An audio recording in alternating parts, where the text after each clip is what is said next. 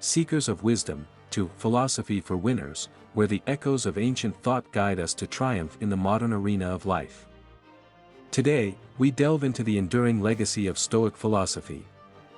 As your narrator, I shall not merely speak but walk with you through the annals of time, where the principles of Marcus Aurelius and Seneca await to enlighten our path. Imagine the cobblestone streets of ancient Rome, where the pulse of a mighty empire beats under the watchful gaze of its leaders and philosophers. Amidst this grandeur, two figures emerge from the shadows of history to bestow upon us the essence of discipline. Join me in this sanctum of knowledge, as I unfurl the scrolls of Marcus Aurelius's Meditations, and the letters of Seneca. For within these texts lie four cardinal principles that can forge within us an unyielding discipline. We begin our journey with the first principle, a cornerstone of Stoic thought, the principle of control. Marcus Aurelius, a Stoic not by choice but by necessity, governed an empire while governing himself with an iron will. He wrote, "You have power over your mind, not outside events. Realize this, and you will find strength." This principle teaches us that discipline is not about wielding control over the turbulence of the world, but about mastering the realm within, the tempest of our thoughts, emotions, and desires. As we embark on this philosophical odyssey, prepare to unearth the wisdom that can transform the fabric of our being. For in the disciplined mind lies the power to overcome any obstacle and achieve greatness. Steady your minds, philosophers of destiny, as we reveal the Stoic blueprint to build an unbreakable discipline. To truly comprehend the first principle of control, we must gaze upon the Stoics' view of the cosmos, a universe ordered by logos, reason itself. It is in this grand design that we find our role, not as masters of all we survey, but as custodians of our inner citadel. Epictetus, another sage of Stoicism, declared that we must distinguish between what is in our power and what is not. Our opinions, impulses, desires, and aversions lie within our realm, everything else does not. Envision yourself as the ruler of a small but mighty kingdom, where the borders are your capacity to act and your decree is your response to the world's caprices. Here, discipline begins not with a roar but with a whisper, telling us to hold steady, to command our thoughts. Seneca, with his keen insight, advised us to set our own standards and judge ourselves by them. Should the world shake or shower us with blessings, our inner equanimity must remain unshaken. So, how do we apply this ancient wisdom to the present? It starts each morning, as the day is new. Assess what lies ahead and resolve to maintain your composure. When challenges arise, as they will, recall the fortress of your mind, impervious to external strife. In this first step of discipline, we practice restraint, we cultivate resilience, and we learn that the true measure of our control is the poise with which we face the uncontrollable.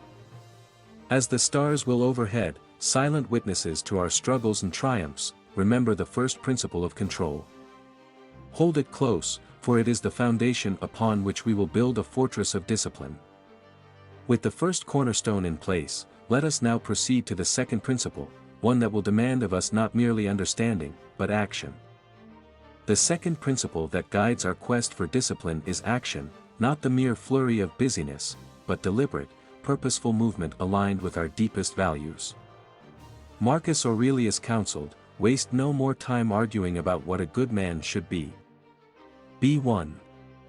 In this, he asserts that philosophy should not only be discussed but also embodied. Our actions are the truest expression of our philosophies. Action, in the Stoic sense, is infused with the virtue of praxis, a Greek term signifying activity engaged in by free people. It is not enough to know the right path, one must walk it. Consider the wise words of Aristotle, who spoke of entelechy, the condition of a thing whose essence is fully realized.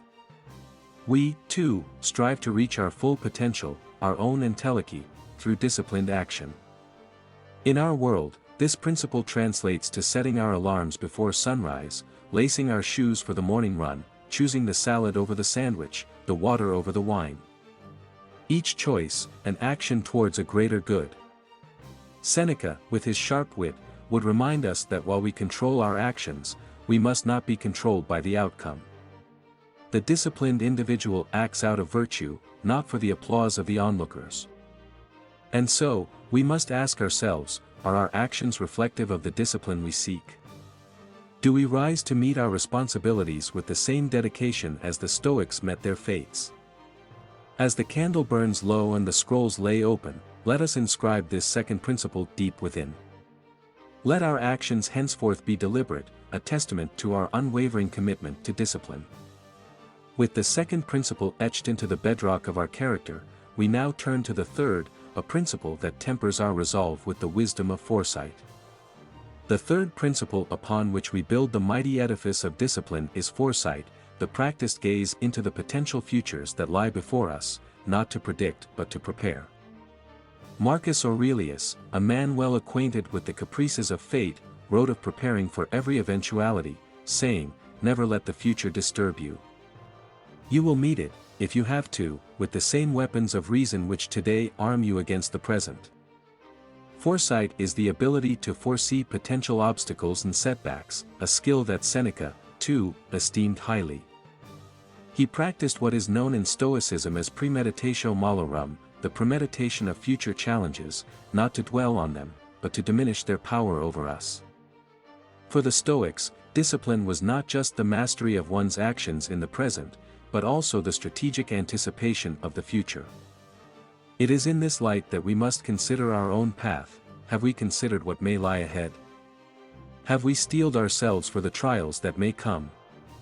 In our own lives, foresight manifests as the strategic planner, the thoughtful saver, the prudent individual who anticipates the storm and carries an umbrella as a matter of course. This Stoic principle teaches us to contemplate the possible futures, to reflect on what can go wrong, and to take measures in the present that fortify us against the uncertainties of what is to come. As the day gives way to night, let us ponder this third principle. Let it illuminate our minds and guide our steps. With foresight, our discipline becomes not just a shield but also a guiding star, leading us through the darkest nights and into the promise of dawn. With the third principle etched into our constellation of virtues, we approach the final tenet of our Stoic journey, a principle that binds all others with the strength of tempered steel. As we embrace the nascent light of a new day, we encounter our fourth and final principle, integration. This is the harmonious blending of our knowledge, actions, and foresight into a disciplined life.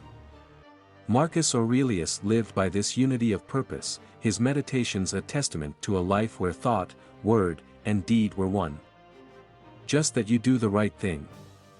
The rest doesn't matter, he declared. Integration, as the Stoics understood it, was the embodiment of their teachings.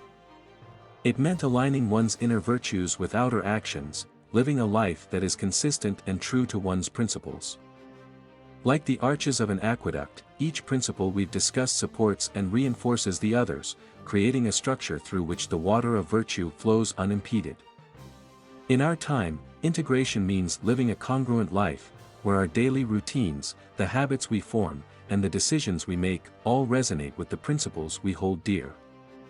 Seneca, ever the practical philosopher, implores us to mold our lives as a sculptor shapes clay, with intention, with patience, and with an unwavering commitment to the art. Discipline, therefore, is not found in a single act of valor or a moment of resolve. It is the cumulative effect of our daily endeavors, the constant striving for a life of virtue, a tapestry woven from countless disciplined threads. As we stand at the close of our journey today, let us carry forward the wisdom of Marcus Aurelius and Seneca. Let us weave these four principles, control, action, foresight, and integration, into the very fabric of our being. My fellow seekers of wisdom, as the philosopher's stone turns within, let us build upon these timeless principles. In discipline, there is freedom, and in Stoic virtue, a life well lived. Join us again as we explore the depths of philosophy and ascend to new heights of personal triumph. Until then, walk the path of virtue and discipline, for it is the path of the true winner.